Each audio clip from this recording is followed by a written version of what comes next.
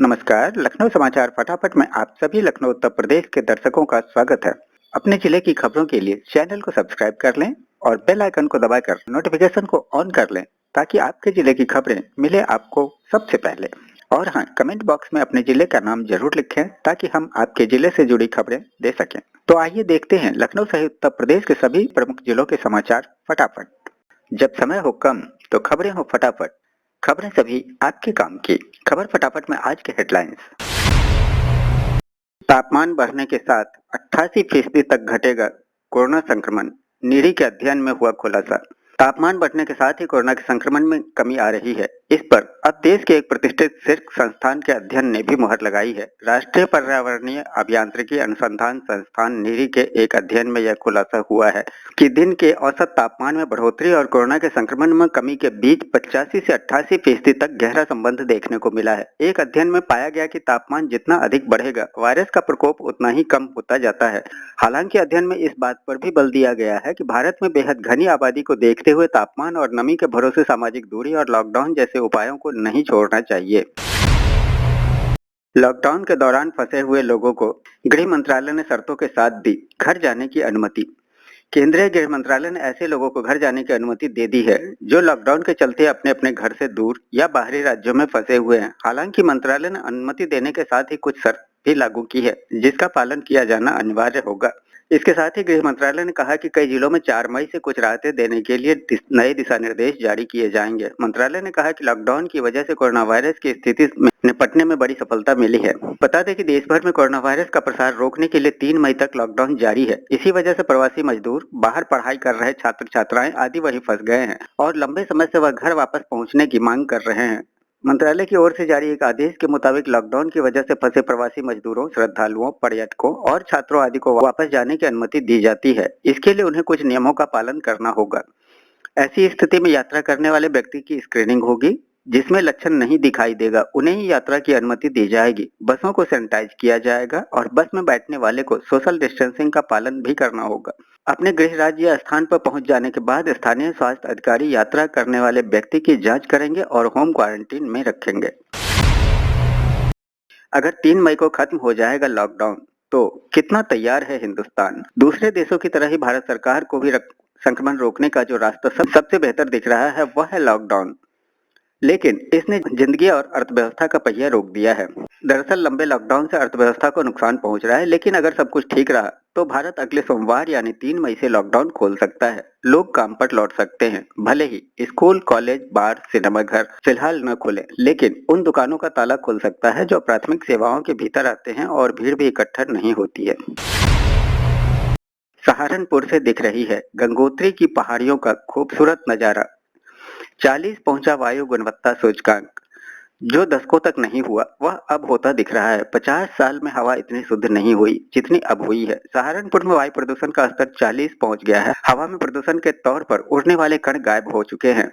यही वजह है कि अब बर्फ से ढकी पहाड़ियां, पर्वत श्रृंखलाएं दिखाई देने लगी है। सहारनपुर आयकर विभाग के अधिकारी ने उत्तराखंड की खूबसूरत पहाड़ियों की श्रृंखला गंगोत्री को कैमरे में कैद कर लिया है। यह पहाड़ियां एयर डिस्टेंस के हिसाब से 200 किलोमीटर बताई जा रही है।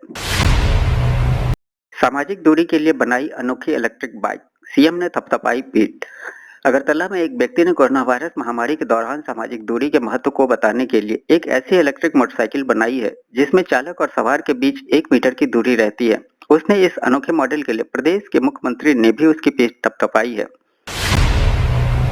ट्रकों की आवाजाही के लिए पास की जरूरत नहीं, केंद्र ने राज्यों से बिना रुकावट परिचालन सुनिश्चित करने को कहा। केंद्रीय गृह मंत्रालय ने गुरुवार को साफ किया कि सामान की आपूर्ति में लगे ट्रकों को अंतर्राज्यीय आवाजाही के लिए अलग से किसी पास की कोई आवश्यकता नहीं है। मंत्रालय ने कहा कि ऐसे ट्रक चालकों का लाइसेंस ही काफी है। राज्यों और केंद्र शासित प्रदेशों को ट्रक को बिना रुकावट आवाजाही सुनिश्चित करने की बात कहते हुए केंद्रीय गृह सचिव अजय भल्ला ने कहा कि इस तरह की सूचनाएं हैं कि देश के विभिन्न हिस्सों में राज्य की सीमाओं पर ट्रकों को आवाजाही में परेशानी आ रही है और स्थानीय अधिकारी अलग से पास की मांग कर रहे हैं।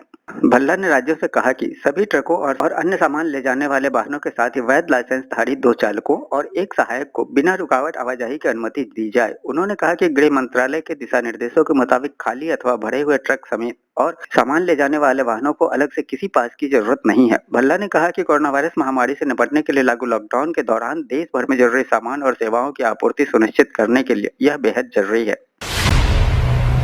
284 वर्ष में पहली बार पूरी रथ यात्रा पर संकट, कैलाश मानसरोवर यात्रा भी इस वर्ष संभव नहीं। कोरोना के बढ़ते खतरे के बीच अब भगवान जगन्नाथ की रथ यात्रा पर भी संकट के बादल मंडराने लगे हैं। अगर 3 मई के बाद भी देश में लॉकडाउन बढ़ाया जाता है और हालात ठीक नहीं होते हैं तो रथ यात्रा पर ग्रहण लग सकता है। अगर ऐसा हुआ तो 284 साल से चली आ रही परंपरा टूटेगी। अभी विकल्पों पर विचार किया जा रहा है। पुरी में 23 जून को रथ यात्रा निकलनी है। अक्षय तृतीया से इसकी तैयारी भी शुरू हो चुकी है। इस बीच पुरी के जगन्नाथ मंदिर के सेवायतों के संगठन दैतापति नियोग ने लॉकडाउन के बीच रथ यात्रा कराने का निवेदन किया है। एक पत्र में संगठन ने कहा कि कई बार महामारी में भी रथ यात्रा बंद नहीं हुई है। ऐसे में पुराने इतिहास को ध्यान में रखकर इस साल भी रथ यात्रा की इजाजत मिलनी चाहिए। चौथी तिमाही में जियो ने मचाया धमाल, 177% का हुआ मुनाफा।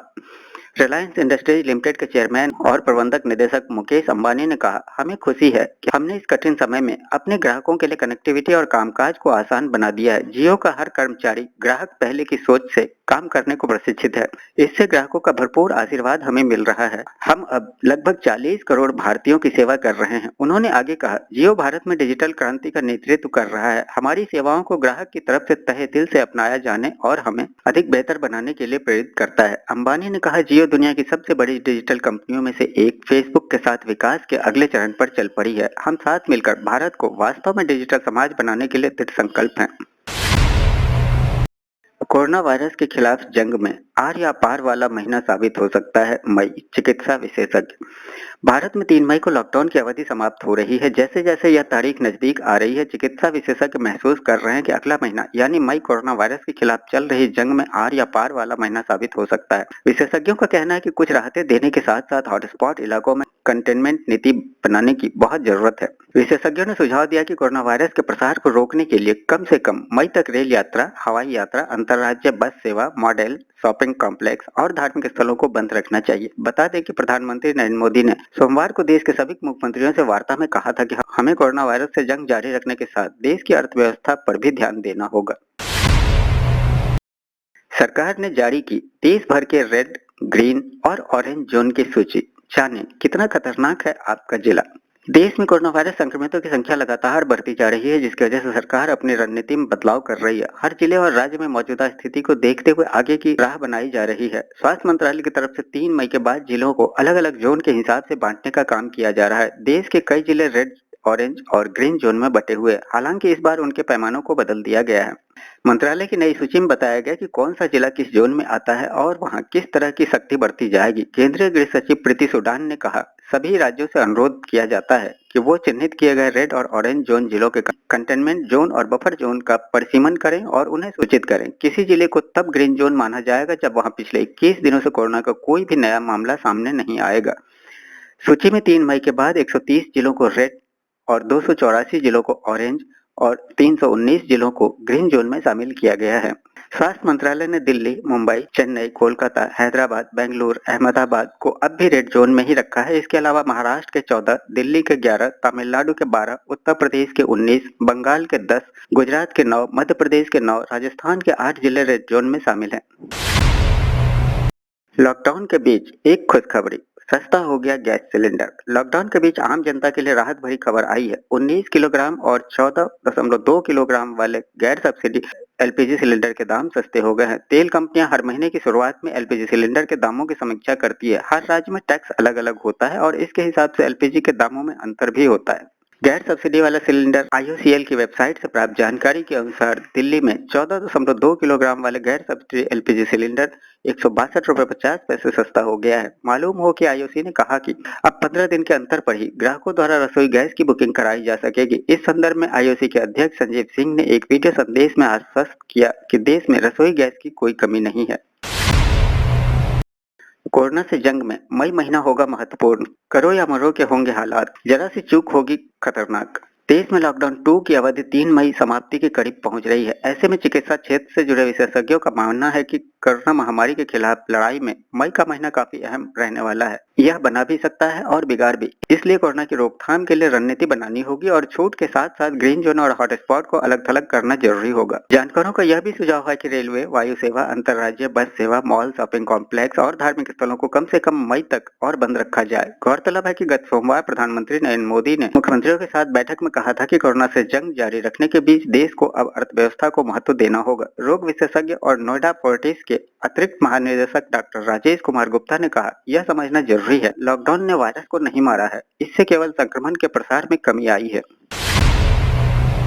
एलपीयू है देश की टॉप यूनिवर्सिटी, लहराया अपना परचम। लवली प्रोफेशनल यूनिवर्सिटीज एलपीयू शिक्षा के क्षेत्र में एक नई छवि के साथ उभर रहा है। यह शिक्षा अनुसंधान, स्व उद्यम और लीडरशिप में आईआईटी के समान है। हाल ही में कोविड-19 के संक्रमण को रोकने के लिए नई टेक्नोलॉजी पर काम करने के लिए यूनिवर्सिटी द्वारा $1 मिलियन की राशि समर्पित करने के निर्णय को सराहा जा रहा है। इस फंड के तहत एलपीयू ने कुछ नई टेक्नोलॉजी का निर्माण भी किया है।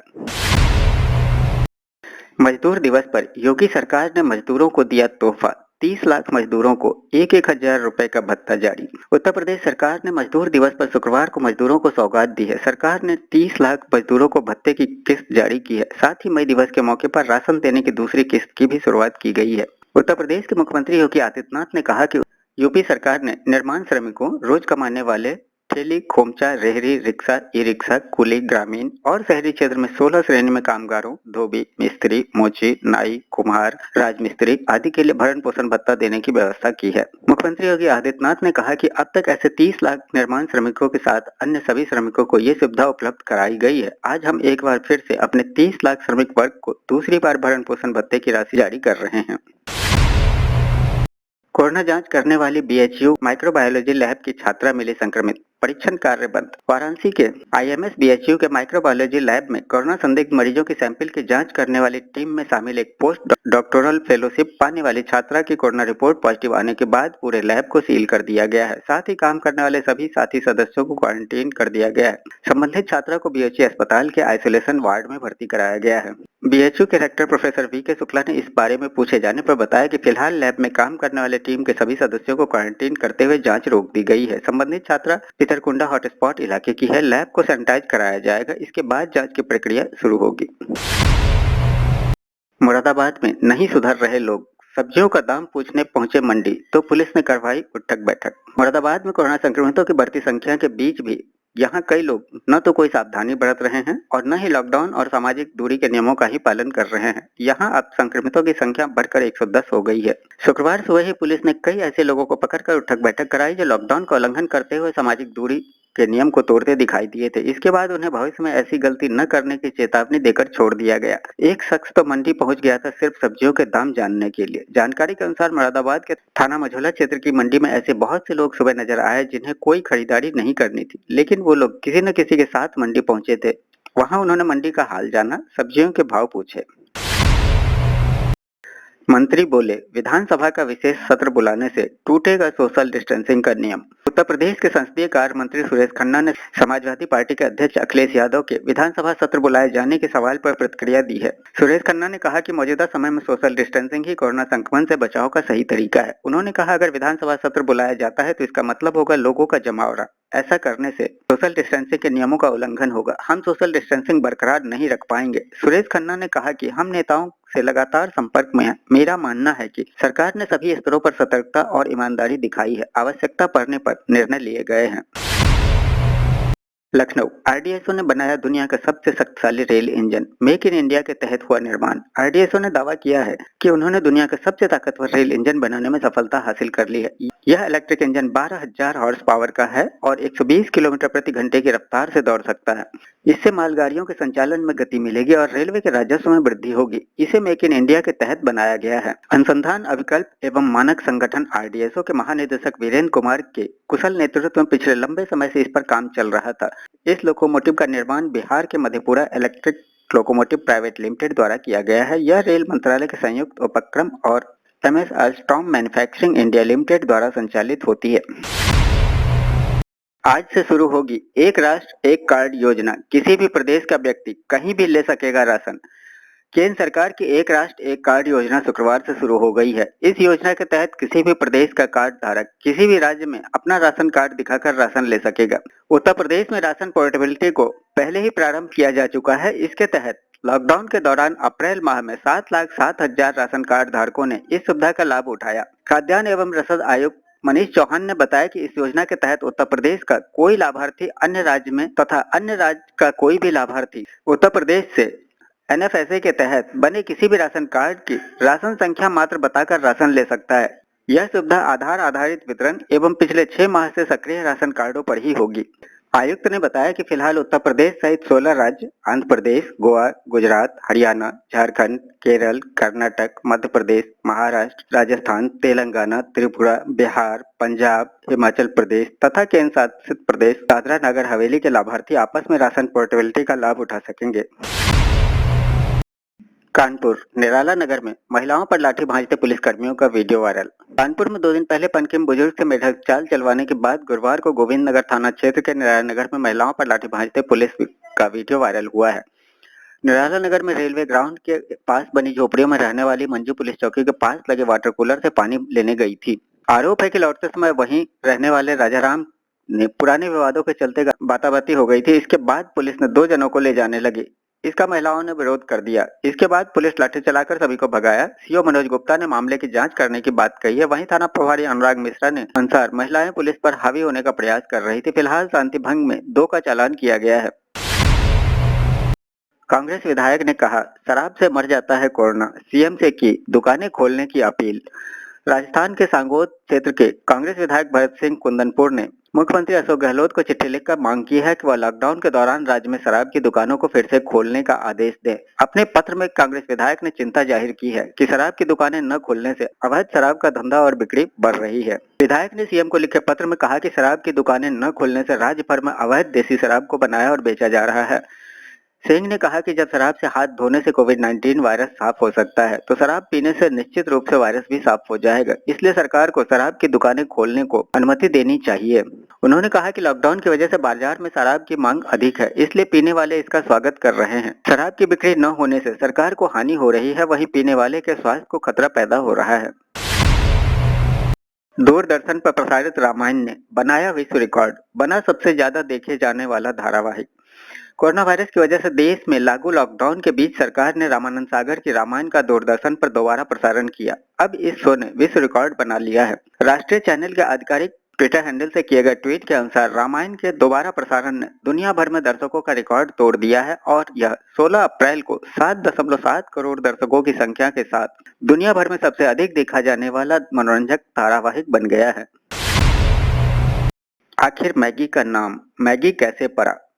123 साल पुराना है यह रोचक इतिहास। मैगी, जिसे हम 2 मिनट नूडल्स के नाम से जानते हैं, आज दुनिया भर में प्रसिद्ध है और यह लोगों का पसंदीदा भी है। भारत में तो इसके चाहने वालों की संख्या अच्छी खासी है। यहाँ तक कि जिन्हें खाना बनाना नहीं भी आता है वो भी झटपट मैगी बना सकते हैं और खाकर अपना पेट भर लेते हैं। लेकिन क्या आप जानते हैं कि जिस मैगी को आज हम इतना पसंद करते हैं उसका नाम मैगी ही क्यों पड़ा? यह करीब 123 साल पुरानी कहानी है। साल 1897 में सबसे पहले जर्मनी में मैगी नूडल्स पेश किया गया था। मैगी नूडल्स बनाने वालों का नाम जूलियस माइकल जोहानसन मैगी था। वो स्विट्जरलैंड के रहने वाले थे। उन्हीं के नाम पर मैगी का नाम मैगी पड़ा था। इसे बनाने के पीछे की कहानी भी बड़ी दिलचस्प है। 1886 में उन्होंने सोचा कि वो ऐसा खाद्य पदार्थ बनाए जो जल्दी पक जाए। बस यहीं से मैगी की शुरुआत हुई थी।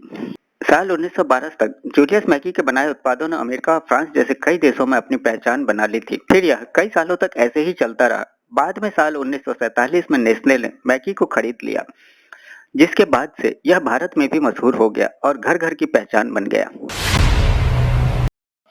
लॉकडाउन में 57 वर्षीय प्रेमिका पहुंची शादीशुदा प्रेमी के घर। पत्नी से बोली, अपना पति मुझे दे दो। मध्य प्रदेश के भोपाल में एक अजीबोगरीब मामला सामने आया है, जहां प्रेमिका अपने प्रेमी के घर पहुंची और उसकी पत्नी से पति को देने की मांग कर बैठी। इसके लिए बकायदा वह अपने प्रेमी की पत्नी को अपनी पूरी जमीन जायदाद देने के लिए भी तैयार हो गई।